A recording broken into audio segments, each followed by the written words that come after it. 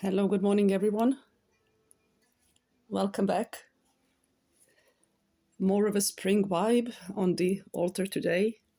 We have all our little friends with us. Zen sleeping at the back. We have my crystal all here. We have the frog there. I don't know if you can see that, the coin frog.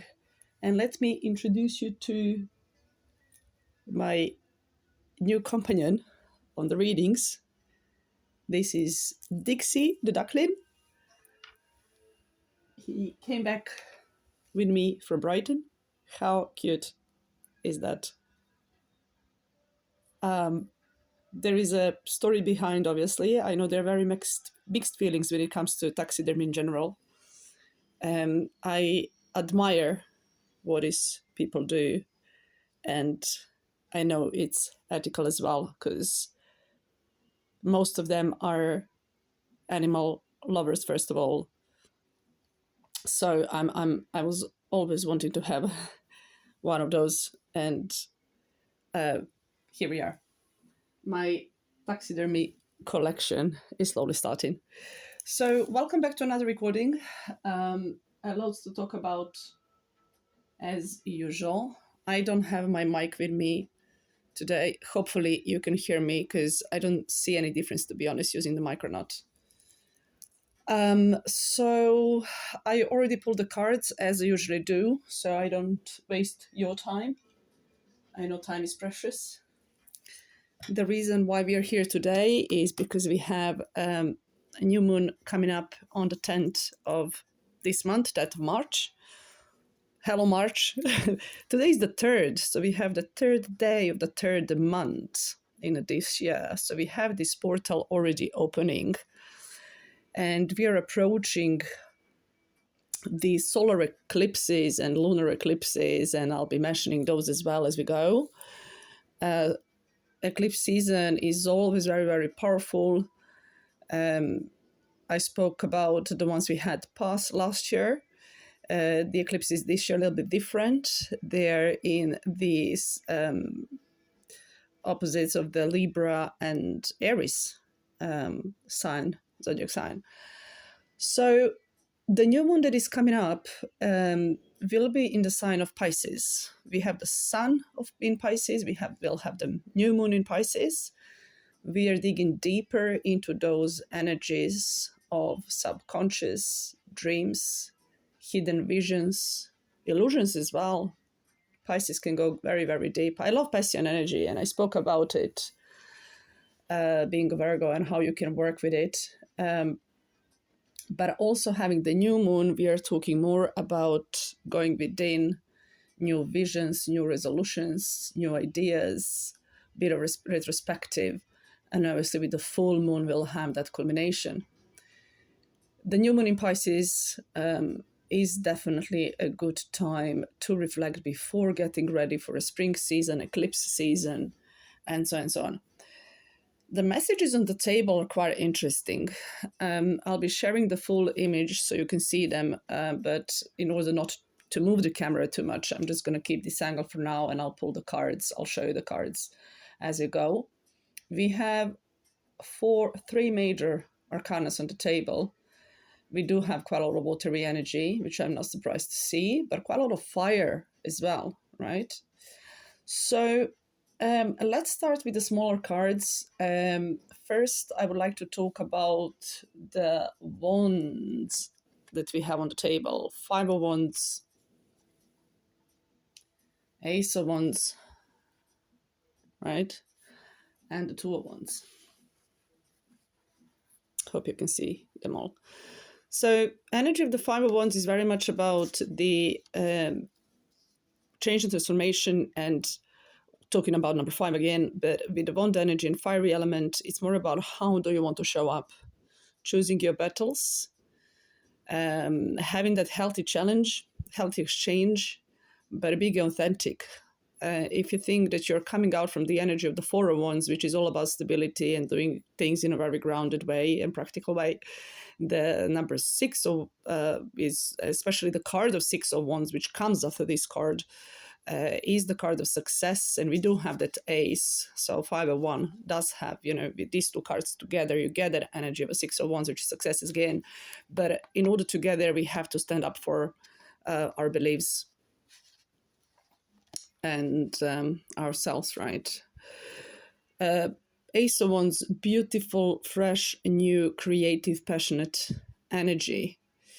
This is like the culmination of all those feelings and emotions that will be coming up during the Pisces season that we are already in. And with that fresh and new insight, this is very much the energy of Aries, right? We have the Two of Wands. Number 2 is about the choice. How do you want to show up next? Allowing yourself time to decide which way to go next, and so on and so on. So starting with quite a lot of fire, right? Having those three cards together, we have the energy of the 8, right? 8 of Wands, which is about the momentum that will come later. So this is sort of like up there, like up in the air at the moment, which 8 of Wands is as well. It's that like momentum and things being done behind the scene as well, and universe supporting you where you have to be. And this time it's really very much about realizing and visualizing what is that next venture and adventure that is coming up, right? The eclipse season starts with the full moon in the sign of Libra on the 25th of March. I'll be doing a separate video on that one. And that week, so from the 25th of March to the that period to the 8th of April, when we have the solar eclipse. So the 25th one is the lunar eclipse, and then we have the solar eclipse on the 8th of April, which will be in the sign of Aries, right? New moon in Aries. So we can already sense those energies here, right? But this is only like to tap into it and figure out how you would like to see things develop and how you would like to show up, right, for yourself in the best possible scenario. I like this sun coming in, and I really like the vibe I have at the altar right now. I do have a little flame there as well. So it's been like very weird energy last 2 days. I have to share that with you. We took Zen, our youngest cat, to the vet the day before yesterday, and it was very, very tense. And he just went. I mean, it was tense for me. Obviously, for them, it's like they know what they're doing, and they're very reassuring. I do want to probably send like a big thanks to Hendon Vet Hospital. PDSH, these people, they're just doing like a great job. But it was a little bit stressful just seeing him like getting used to the color that he has to wear for a week now until the wound heals. And it was just the nurturing that we have done. I always have mixed feelings when it comes to this, but I know it's for the best. And being a responsible cat owner, which I don't like to say it is owner, they own us, we don't own them. I think this is what we are supposed to do. So continuing with, let me know what you think about that. What are your views on that? That would be interesting to see. And I would like to get a comments, if you have any suggestions about the videos I do and the way I do, and if it makes sense, and if you would like to see more of something else, and so on and so on. Going back to the reading, let's move on to the water energies we have on the table. So 6 of Cups card that talks about inner child, karmic connections, soulmate connections, surrounding yourself with people that you feel good around, and being true to yourself, nurturing your inner child as well.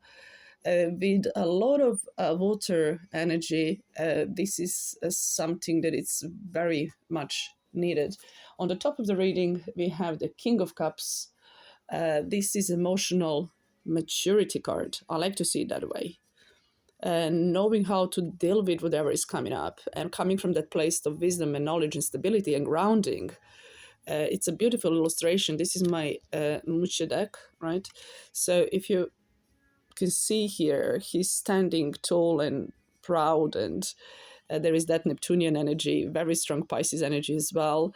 But it's very much about being in touch with your heart, with your feelings and emotions, and knowing how to express them, right? Not being overwhelmed, and so on and so on.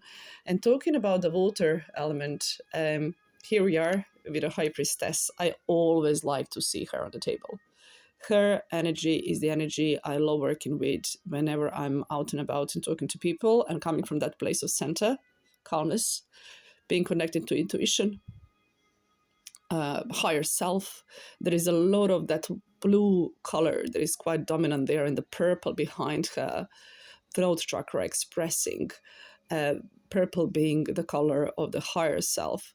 There is that new moon on her head and the new moon below her. This is beautiful illustration for a Morgan Greer deck.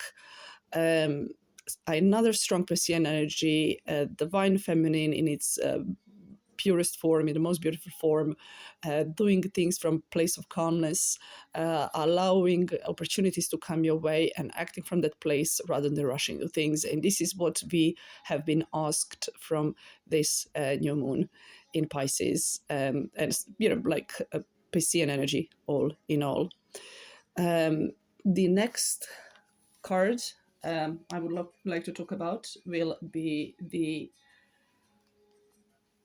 Tower that we have here. This is the energy that it's not surprising at all, knowing that we are coming in with the coming forward with the to the eclipse season. The eclipses are there to shake us and move us, and just support things to fall into the right place as well, right? It could be that surprise moment. It could be that moment of, oh, what is happening? Why is this happening this way? It could be internally. It could be that you are creating that for people around you. If you are expected to do things a certain way and all of a sudden you change your approach and you show up in a different way, they would see that as a tower moment because they're not used to it. But this is all for the better. This is all in order to build even better structure, more stable structure, new and fresh, right? So big theme with the Tower card, the Tower moment. I always like to say the Tower moment is happening for us and not to us. So keep that in mind. I have the card of Virgo next to it, which is the Eight of Pentacles. It almost feels like that surprise moment. I have those two cards next to each other with the High Priestess next to it. This is very interesting combination, talking about it. Being in your center, being in that place of calmness, trusting the process, whatever is that the universe is delivering and making happen, because this is very much the influence from the outside. And the card of Eight of Pentacles, which is very much about the focus. Where do you invest yourself? Where do you invest your time, your energy? And doing things that really bring you pleasure and doing things in even more meaningful way. When I see these three cards together, it's very much about leveling up. Eight of Pentacles being the card of the earth element could very much be about work, career, right? But it's wherever you invest yourself. We do put in a lot of work in our relationships as well, and so on and so on. So, I always like to see it in all the ways, from all the angles. So, yeah, very interesting combination there with that water element, earth element here, and the Tower moment, the surprise moment that is coming in. I'll probably finish the reading with the card of Sagittarius that we have on the table. This is, I'm usually asked what is my favorite card from the tarot deck, and definitely the Temperance and the High Priestess. I do like working with the devil energy in a right way, right, when it's used in the right way as well. But what the Temperance is all about, it's finding the moderation, finding the balance between being present, being grounded, being practical, and which could be challenged with all the Piscean energy we have at the moment, and also being connected to your higher self, to those visions, inspirations, and so on and so on. You can notice the water, the flow of water is going from one jar to the other. This is about that alchemy, blending, um, making your little magic, and doing it in a very nice and easy way. This is beautiful energy if you are doing anything creative. I always say that I see the temperance as the card of artists, where you do find a way to bring your ideas down to earth and make them real, right? So now is the perfect time to visualize what is it that you would like to bring down to earth. And then, with the energy of Ace of Wands, this is divine support for things to happen the way you imagine them to happen. So let me finish the reading with these three cards, coming from the place of the High Priestess, trusting the process, trusting the universe, and keeping in mind that the balance between your dreams and visions and you being grounded and practical is what is bringing the success in. Thank you very much for being with me here today. I hope you enjoyed this reading. I'll be heading to the Finsbury Market now to see some friends. I took a weekend off because last weekend in Brighton was absolutely amazing and very, very hectic. So I'll be back to the Brickland Market next week. I'm preparing for a big event for the end of the month, which will be happening in between this eclipse season I was talking about. So there is no coincidence there at all. So I'll keep you posted on everything that is happening. Do find me on social media. Art of Tarot is the Instagram account I use for everything related to my tarot work. And then Infinity Cosmic Sisters for anything related to the work of my sister and the deck she created for me kindly. I love working with it. I love talking about it as well. So anything about this deck you can find there. Please do leave me a comment, feedback, suggestions. Do you find this helpful? I would love to know where you're coming from as well, where you're listening my videos from, and make more engagement there. So we can, grow together and experience this journey together. Sending you love. Have a lovely week. Happy new moon on the 10th, and slowly getting ready for exciting eclipse season. Love to all.